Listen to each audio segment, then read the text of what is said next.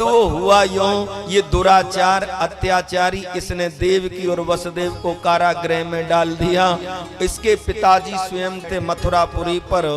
अब ये क्या कहता है पिताजी को, यहाँ का राजा मुझे बनाओ और आप यहाँ से हट जाओ, आपकी अवस्था हो चुकी है। महाराज ने जब इसका विरोध किया, मंत्रियों ने सूचना भी दे दी महाराज एक बालक ने जन्म लिया है, लेकिन उससे पहले ही देवकी और वसुदेव ने अपने उस छोटे से नन्हे से बालक को महाराज कंस को सौंप दिया। महाराज वसुदेव जी कहते हैं मैं वचनबद्ध था, मैंने आपको वचन दिया था कि जो जो संतान होती जाएंगी हम उनको आपको देते चले जाएंगे। तो ये प्रथम संतान हमारी है, इसे हम आपको सौंपते हैं। अब उस नन्हे से बालक को जब दे, उसे तुझसे ज्यादा जानता हूँ, तेरा भाई है, लेकिन वो बचपन का मेरा भी मित्र रहा है। तो बोलिए जय जय श्री राधे, बोलिए द्वारकाधीश भगवान की, बाल कृष्ण लाल की, गोवर्धन नाथ की, श्रीनाथ जी प्यारे की। बोले ये है, तो बोले पता नहीं इसकी कब खोपड़ी घूम जाए।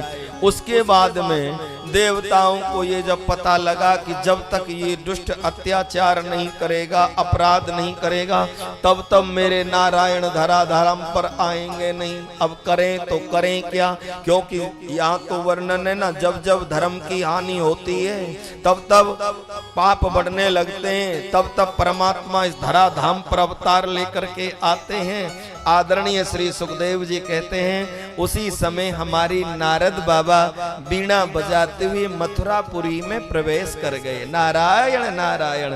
कंस ने बड़ा सम्मान किया, आसन दिया, चरणों में दंडवत प्रणाम किया। तो नारद जी कंस की प्रशंसा करने लगे, राजन तू बहुत भोला राजा है, बड़ा सीधा राजा है। अब उसके बाद में नारद जी ने क्या युक्ति लगाई, वहां पर ऐसे कार में नारद जी ने 8 रेखाएं खींच दी, गोल आकार बनाया, उस पे 8 कट लगा दिए, ऐसे ऐसे 8 कट लगाने के बाद में नारद जी कहते हैं राजन जरा यहां से काउंट करना। तो बोले 1 2 3 4 5 6 7 8 ये आता है। अच्छा, और बोले अब यहां से काउंट करना। बोले 1 2 3 4 5 6 7 8। बोले अब की बार ये आ रहा है। और बोले यहां से काउंट करना। बोले 1 2 3 4 5 6 7 8। बोले यहां ये आ रहा है। तो बोले यहाँ, तो बोले राजन जब यहां से काउंट करता है तो ये 8वां आता है, यहां से काउंटिंग करता है तो ये 8वां आता है, यहां से काउंटिंग करता है तो ये 8वां। तो तुझे कौन से कैसे पता लगेगा कि 8वां कौन सा है? इसलिए राजन मेरी सलाह मान ले। बोले क्या? बोले तुझे यदि बचना है, आकाशवाणी की बात कभी झूठी नहीं होती, ये देवता लोग नारायण का ही साथ देंगे, इसलिए जो आता जाए उसी को सिलटाता चला जा। नारद जी बोले नारायण नारायण। वैसे राजन बताने का काम तो मेरा था, अब करने का काम तो तेरा ही रहेगा ना। वो नारायण लिए वीणा खरताल और वहां से चल दिए, तुरंत गया कारागृह में, और जो छोटा सा बालक था देवकी की गोदी में उसे ले लिया, पाषाण पर उसे मारने लगा, उसके प्राण निकल गए। इसी प्रकार आदरणीय श्री सुखदेव जी कहते हैं लगातार देवकी के गर्भ से ना 6 पुत्रों ने ही जन्म लिया। 6 पुत्र के पुत्र आए, लेकिन वो दुष्ट उन 6 के 6 को ही मारता चला गया। अब यहाँ पर पृथ्वी उकलाने लगी, देवता लोग उकलाने लगे, प्रभु अब इस दुष्ट का अत्याचार असहनीय हो गया है, अब हमसे ये सहन नहीं हो पा रहा है। तो परमात्मा ने सभी देवताओं को आदेश दिया, आप ब्रजमंडल वृंदावन की पावन धरा पर चले जाओ, वहां जाकर के कुछ गाय बनना, कुछ मोर बनना, कुछ बछड़े बनना, कुछ गोपी बनना और कुछ ग्वाल बनना। मैं वहां आऊंगा और वहां आकर के अपनी लीला करूंगा। अपनी अहनादनी शक्ति श्री किशोरी जी को साथ में लेकर के ही ही प्रागट्य होगा मेरा। तो आइए यहाँ पर परमात्मा ने आदेश दिया, सभी देवता लोग ब्रजमंडल में पहले से ही आ जाते हैं। और अब की बार भगवान ने शेषनाग से कहा कि पहले राम अवतार में तुम मुझसे छोटे थे, अब कृष्ण अवतार मेरा होगा द्वापर में, इसलिए तुम बड़े बन करके जाओ, क्योंकि उस त्रेता युग में आपने मेरी बहुत सेवा की है। लक्ष्मण जी शेषनाग का अवतार है ना, आपने बड़ी मेरी सेवा की है, तो अब की बार आप बड़े बन करके जाइए।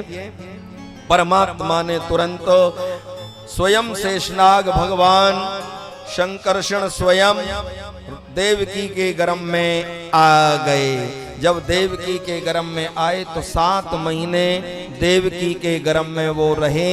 उसके बाद में परमात्मा ने योग माया को आदेश दिया कि ये जो शेषनाग देवकी माँ के गर्भ में पल रहे हैं, इनको तुम कुछ समय के लिए रोहिणी माता के गर्भ में डाल दो।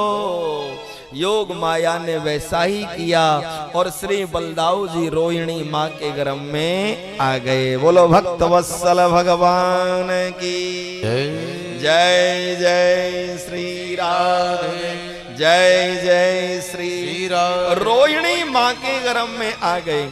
और इस समय पर रोहिणी कहाँ रहती है आपको ये भी बता दें, जब वसुदेव जी देवकी के साथ कंस के कारागृह में निवास करने लगे ना, तो रोहिणी उस समय पर वसुदेव जी ने रोहिणी को नंद बाबा के यहाँ भेज दिया था, क्योंकि वसुदेव जी के परम प्रिय मित्र हैं श्री नंद बराय जी महाराज। तो नंद बाबा और यशोदा मैया की यहाँ अपनी पत्नी रोहिणी को भेज दिया था। उधर में आदरणीय श्री सुखदेव जी कहते हैं, राजा परीक्षित या नंद बाबा को भी कोई संतान नहीं थी, क्योंकि वो तो गौओं का पालन करते थे, उनके यहाँ कोई बालक नहीं था। 80 वर्ष की अवस्था तो यशोदा मैया की हो गई थी और 85 वर्ष की अवस्था नंद राय जी की हो गई थी, लेकिन इनके यहाँ कोई संतान नहीं थी। ये नंद बाबा के यहाँ सालेग्राम भगवान की प्रतिदिन पूजा होती थी और ये एक ही कहते थे, हे प्रभु हमारे ऊपर भी नारायण कृपा करना, हमारे घर में भी एक नन्हा सा बालक आए और हमारा भी बुढ़ापे का सहारा बन जाए, ऐसी कृपा आप करना। तो इधर में 3 महीने के लिए श्री बलराम जी महाराज रोहिणी के गर्भ में आए और रोहिणी के गर्भ से श्री दाऊ दादा बलदाऊ जी महाराज का जन्म होता है। बोले भक्त वत्सल भगवान की